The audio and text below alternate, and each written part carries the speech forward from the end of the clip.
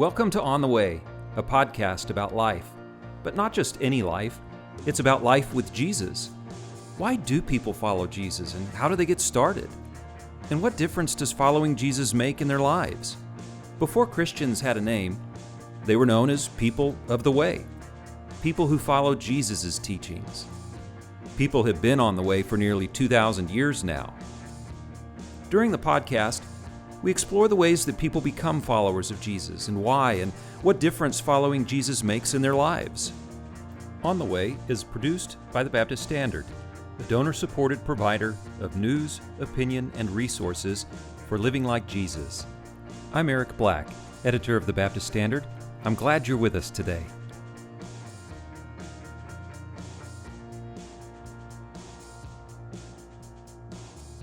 We have with us today Marv Knox. He is my predecessor as the editor of the Baptist Standard, and currently he is the coordinator of Fellowship Southwest. And I'm going to let him talk more about that. But Marv, we are so glad that you are with us today.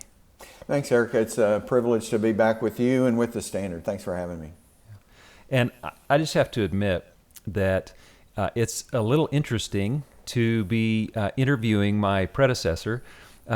You're usually the person who's doing the interviewing, so maybe this is interesting for you too. I don't know. Yeah, it's always weird to be on the other side of the questions, I think, particularly if you were a journalist as long as I was. Yeah. And how long were you a journalist? Let's just jump into let's that. see. Well, if you count college, I edited Hardin Simmons Brand for 3 years, and so that started in '76.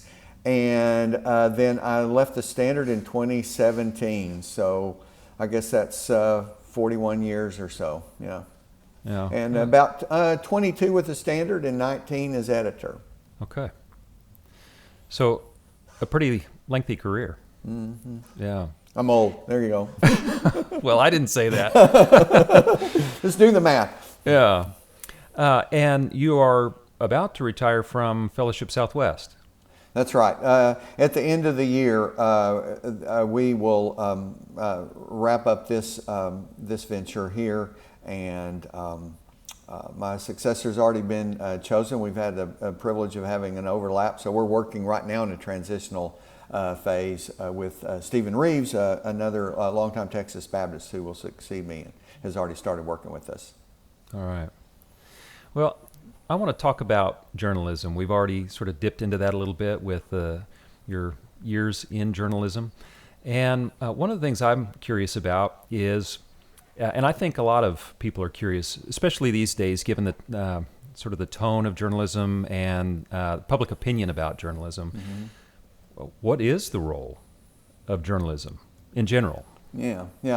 Well, I think, broadly speaking, the role of journalism is to be the eyes and the ears of the people, of the public at large, to help people to know things that they need to know to function in society and to survive as a culture.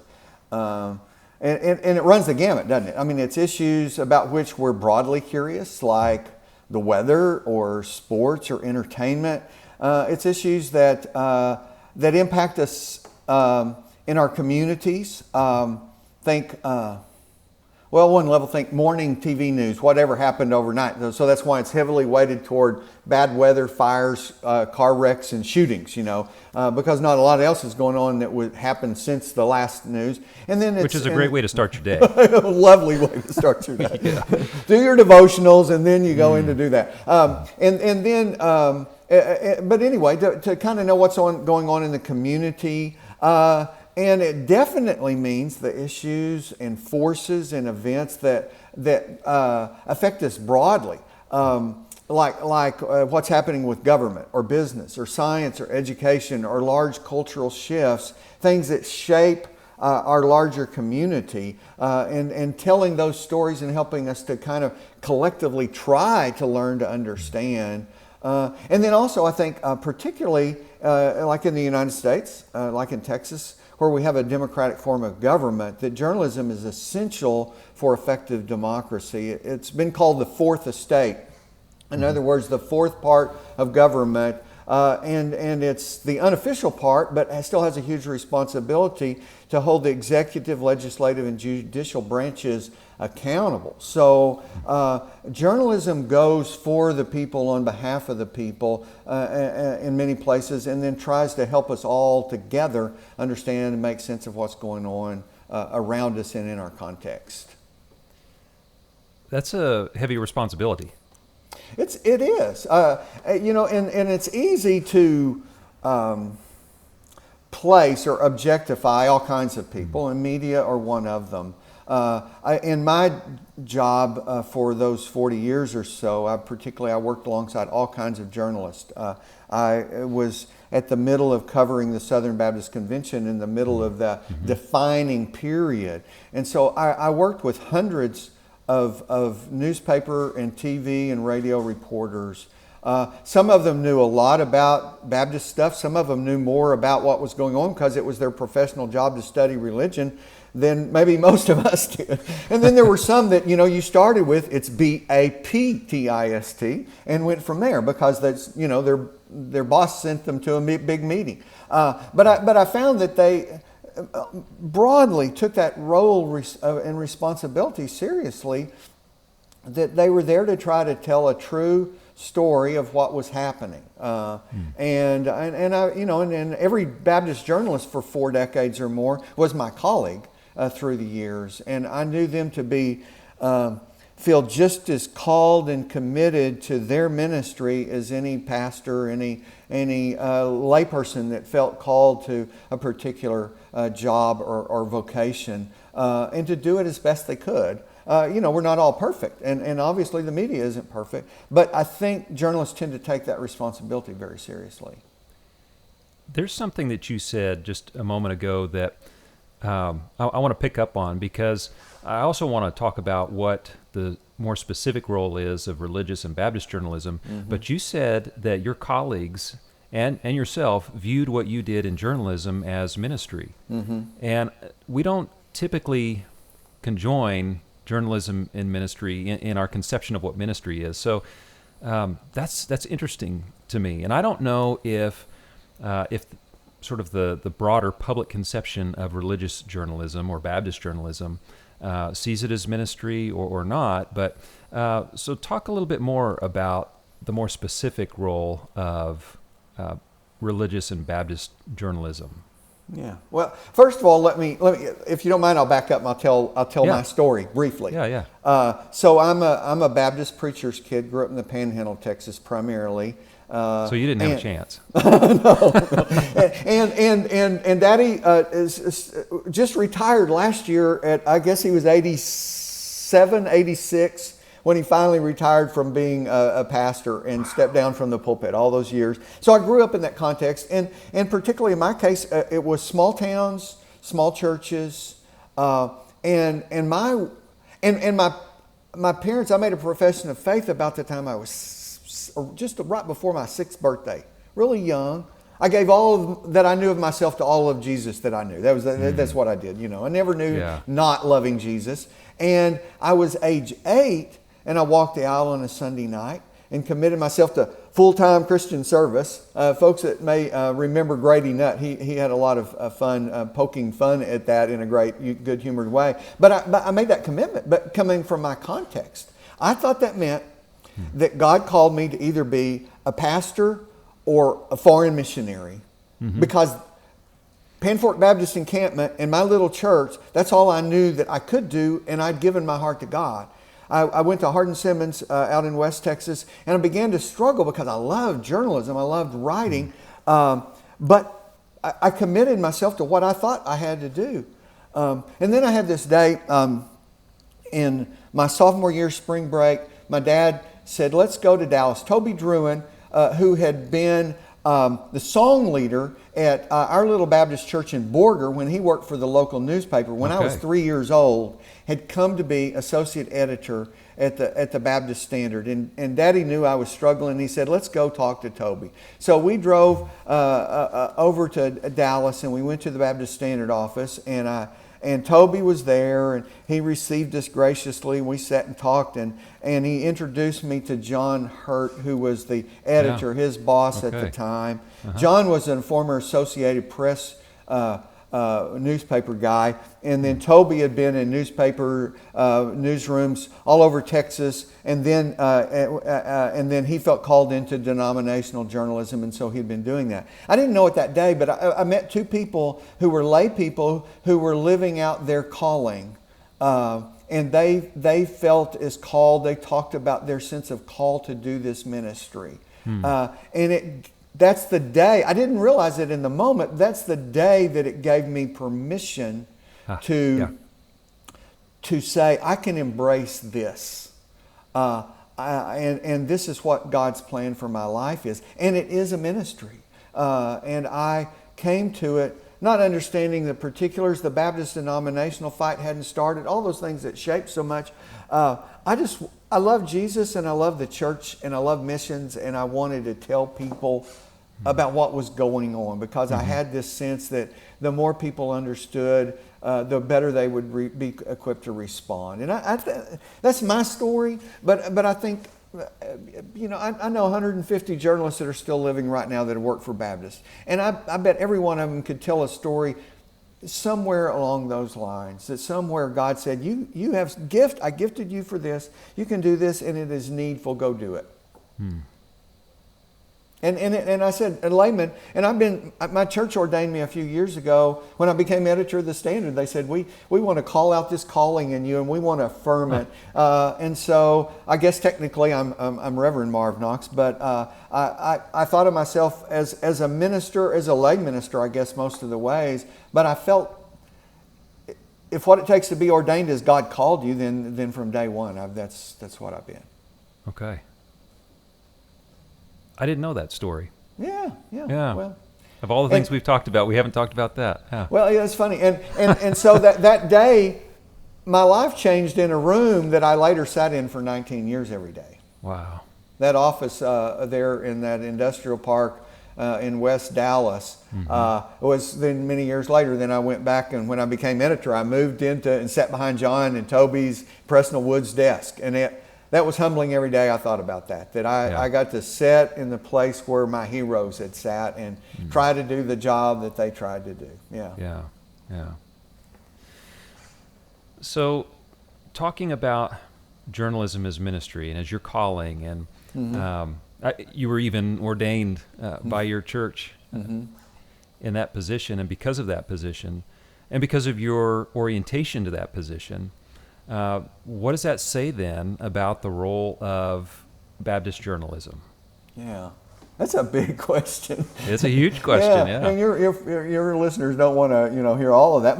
But first of all, I'll back up and say everything I said about the role of journalism in general for Baptists, it's just as true, or I'm using air quotes, truer than that almost, in the sense that journalism, as I said, is essential for effective democracy, and because of Baptist polity, we practice the most pure kind of democracy. I mean, I was 6 years old and I could vote in a church business meeting. I probably shouldn't have, but I could. But you remember, so you could vote. Yeah, but that was our polity, and so knowledge of our life together is essential. Whether it's to change the color of the carpet, in the fellowship hall, or whatever our options, or what's the future of a denomination, all of those sorts of things, they depend on all of us together being well informed and then trusting the Holy Spirit. But the Holy Spirit, I think God expects us to be informed, not to just override our ignorance. And so for the Baptist denomination, it's that. And then it's also that kind of pure-hearted thing that I had as a 20-year-old, of a sense that we respond best in missions and ministry and church life together, and how we function in society if we're knowledgeable. We never vote on those things, but the better informed we are. And I've seen that over and over again. You see that, Eric. You cover Texas Baptists. Cecil Sherman, former Texas Baptist pastor, said that Texas Baptists would take on hell with a water pistol And I always felt like, okay, it was my job to fill up the water pistol then. Because I've seen people, they will go into, Texas Baptist men into disaster spots. People that hear about hurting people and they want to respond. People go all over the world to preach the gospel and share their faith. They go across the street and do the same thing. I always felt like that at the Baptist Standard and being a journalist, that part of what we were doing was helping them to know the context in which they were living their lives within a life of faith and a life in community. So that's a really important thing. And so that's why I felt called to be a journalist, and that's why I think particularly for Baptist journalism is really important. Yeah. We're going to take a quick break and we'll be right back. The podcast you are listening to is just one offering of the Baptist Standard. Throughout each week, we also publish news, opinion, and resources to inform, inspire, and challenge people to live like Jesus. You can access the Baptist Standard by downloading the Baptist Standard app from the Apple or Android app stores, or by visiting us online at baptiststandard.com. You can receive the Baptist Standard each week by signing up for our weekly email at baptiststandard.com/email. We also publish Common Call magazine. Common Call provides stories about ministries and missions, as well as features unique to the magazine. You can subscribe to Common Call by visiting baptiststandard.com/Common Call. Thank you for listening to On the Way, a podcast produced by the Baptist Standard. I'm curious about how your role, or maybe your perspective on journalism, those might be two different questions, pardon me, how it changed when you became editor, because you had a new responsibility. Sure. Yeah. So when I was a reporter, I covered news events, or I wrote feature stories, and that was I've often said being an associate editor of a Baptist newspaper is maybe the best job in Baptist life, because you pretty much you have the responsibility of writing, reporting, which is gathering the news or features, and then writing them, getting that tactile thing of putting stories on a screen now and telling about it, and then figuring out how do you package it so it could go out. When you become an editor, several things change. You're responsible for, be honest, that business, that small business that is a Baptist newspaper or news organization. There were times when I wish, in addition to, or maybe on top of my Master of Divinity, I had an MBA. Because of the kinds of things you're called on to do. But the other part in the challenge, and then two of them. One is then, particularly over the arc of my career, newspapers and the news business changed radically. I mean, it was, when I started, it was done the way it had been done for decades and decades. You gathered things, put them on paper, and sent it out. And in many respects, sometimes for Baptist news, even in the middle of making huge news, Baptist news wasn't news until 7 or 8 days after it happened. because we had to gather it, we had a weekly deadline, and then we trusted the Postal Service to deliver it, and the vast majority of our readers didn't know what had happened unless they really just played the phones, and not many of them had time to do that, what happened until the Baptist Standard arrived in their mailbox. So that part of it changed. The denomination changed, of course, over the last 4.5 decades. And then the other part of that is the media changing. It changed for churches. For example, marketing the Standard for decades, I feel like we made a mistake, because the way we marketed the Standard was, we can produce your church newsletter cheaper and better and faster than you can, so let us do it, and we'll throw in the Baptist Standard. And I don't think we effectively talked about the importance of what the newspaper was and did. We would mention it, But our main card that we played in selling the Standard was that. Well, when actually even before we got really as sophisticated, anywhere near as sophisticated as we are now with digital communication, churches were able to print a PDF and send it out, and they could do it faster and cheaper than we could. So then what was our argument? So so that impacted us on top of shifting denomination and then on top of overall decline. But the role of the editor is to still try to find and aggregate the news that is important to people and offer it to them, and to help them and help all of us together. We believe in the priesthood of the believer. I learned from our readers. It wasn't like I carried the only information. Every week I learned from our readers, and I learned from our pastors and our state convention leadership and others what was going on. We had good, frank, open discussion. We learned from one another because we were all dealing with challenges. Churches changed and the challenges ratcheted up, just as the corporate business of the denomination did, just as our newspaper did, just as the way children's homes did children's home work, and colleges and universities. All of our ministries changed particularly rapidly as technology and society changed. And we were all in it together. And I always felt like my main job was to try to help people to understand that context we were working through and how could we work through it together. Yeah. There was a lot there. I'm chewing on it because I'm in that position now, and so I'm. Yeah. And you know, as you said, you learn from your readers. One of the ways in which we learn is through letters to the editor. When a reader really engages with something that's published and writes a response by email. We can engage in learning, mutual learning that way. And one of the ways I think that technology has changed journalism some is that those conversations that maybe used to happen through the mail or by phone now happen on social media, and we may or may not see a response to something published. Yeah, and so then there's no mutual learning. No, and it has fostered anonymity because a lot of what happens online is really pretty anonymous. I learned early on. My first job as the editor was in Kentucky, where I went to seminary, and I learned within about the first month. I asked Ann Tatum, who was my assistant at the time. I said, Ann, and this was the height of the SBC Baptist conflict. I said, if someone sends me an anonymous letter, just throw it away.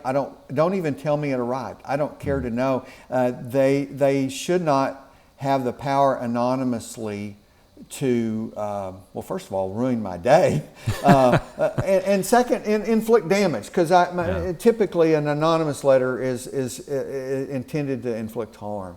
But now, given the way email is, it's impossible, and particularly then response mechanisms on news outlets in all kinds of ways, that people don't have to even own up to who they are to engage in the discussion. And I found much of it's just really not helpful or healthy. And as you said, there's no accountability in that. As you edited the Standard and you aggregated news and opinion to help inform, so that we didn't have to override ignorance, to use your phrase.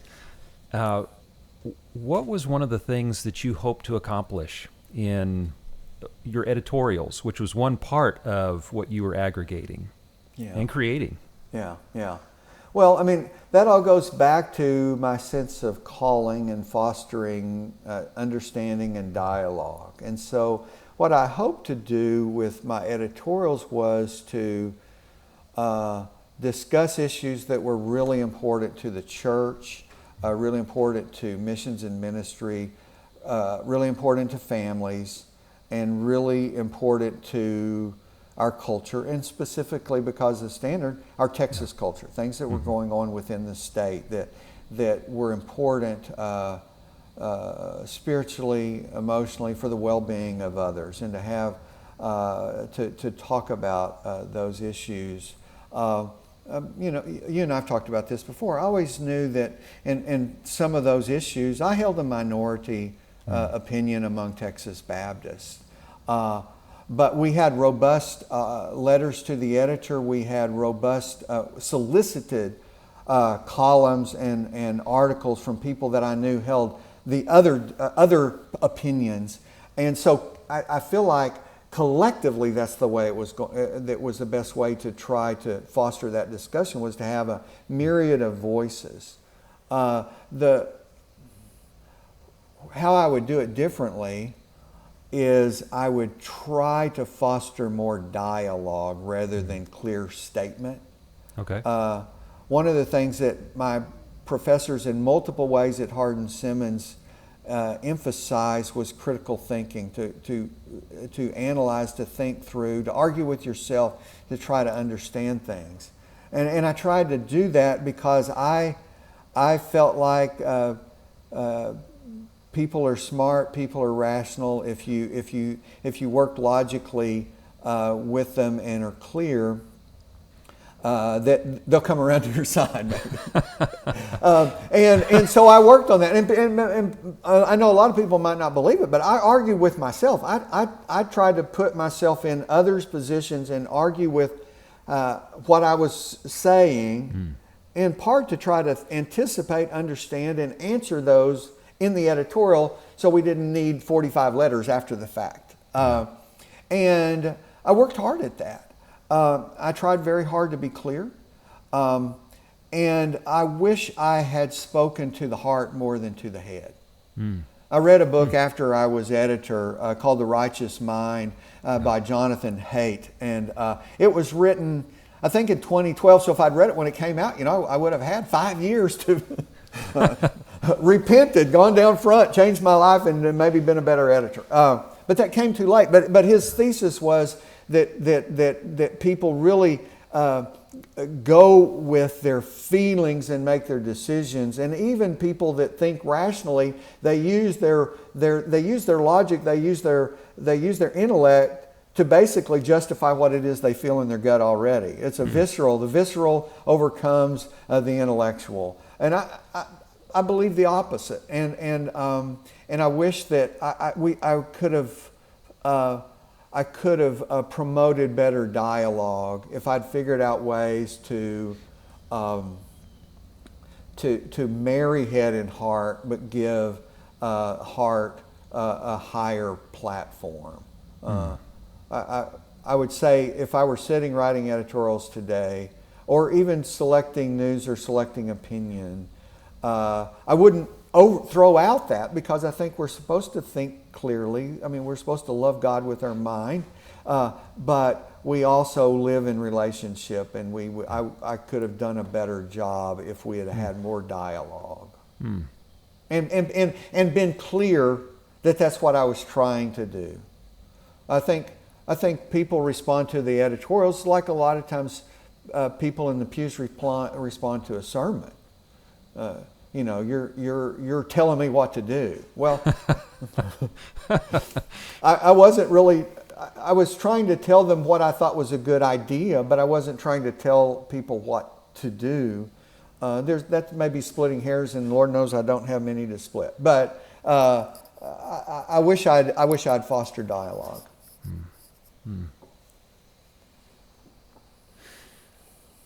I'm chewing on that. Yeah.